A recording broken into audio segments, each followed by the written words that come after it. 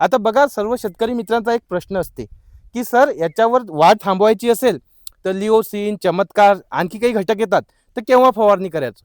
तर मित्रांनो बघा, हे जे कापूस आहे, या कापसामध्ये सर्वात महत्त्वाचं काय आहे, याचं अन्न कुठं असते? तर या कापसाचं अन्न असते या पानामध्ये. आता हे जे बघतो आपण, हे पूर्ण पानं, तर हे याचं अन्न हे स्वतः निर्माण करतात. म्हणजे या पानाला, या झाडापासून अन्न घ्यायची गरज नाही.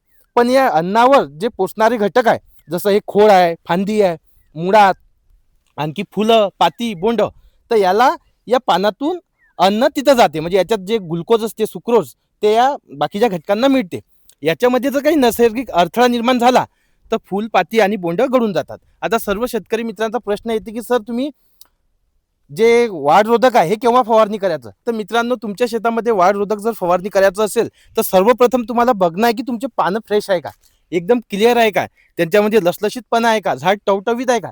त्याच वेळेस तुम्ही जे आपलं वाढरोधक आहे, लिओसिन, चमत्कार, ते फवारणी करा. कारण चमत्कार, लिओसिन जर आपण फवारणी केलं तर या झाडामध्ये जे जिब्रॅलिक ॲसिड असते, त्याचं जे एन्झाईम आहे त्याच्यावर ते अटॅक करते आणि ते अटॅक केल्यामुळे झाडाची वाढ थांबून जाते. त्याचा फायदा होतो, झाडाचं हे जे दोन नोड्स असतात त्याचं अंतर कमी होते, झाडाचा जो घेर असते तो मॅनेज राहतो आणि फुलपाती खूप मोठ्या प्रमाणात लागते. पण जर तुमच्या झाडाच्या पानाची कंडिशन खराब असली, की रोग, आणखी त्याच्यामध्ये फोटोसिंथेसिस क्रिया जे म्हणतो आपण, ते व्यवस्थित चालू नसली, तर तुम्ही ते जर फवारणी केली तर 100% तुम्हाला नुकसान होणार आहे. आणि बघा, शेतकरी मित्रांचं कसं असते, जास्त खत म्हणजे जास्त उत्पादन, तर ही समज एकदम चुकीची आहे.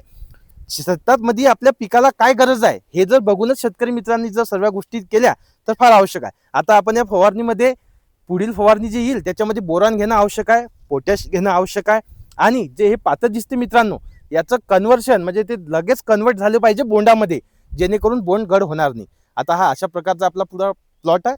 या इकडे भाऊ, बघा शेतकरी मित्रांनो, झाड दाखवतात जोडून. बघा, आता ही जी दिसत आहे ना तुम्हाला सिरीज, 1 2 3 4 5, इथे बघा 1 2 3, आता सुरुवात आहे.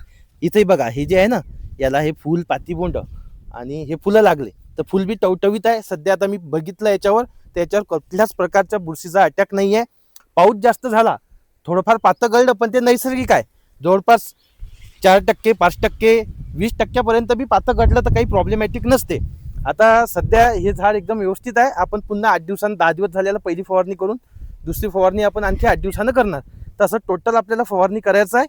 आणि हा प्लॉट एकदम अप्रतिम बनला. बघू शकता हा प्लॉट कसा एकदम छान दिसत आहे, एकदम बढिया. तर आपल्या शेतकरी मित्राला आपल्याला कमी खर्चामध्ये चांगलं उत्पादन घेऊन द्यायचं आहे. भाऊ खूप मेहनती आहे आणि आपला आता त्यांना सपोर्ट आहे. धन्यवाद.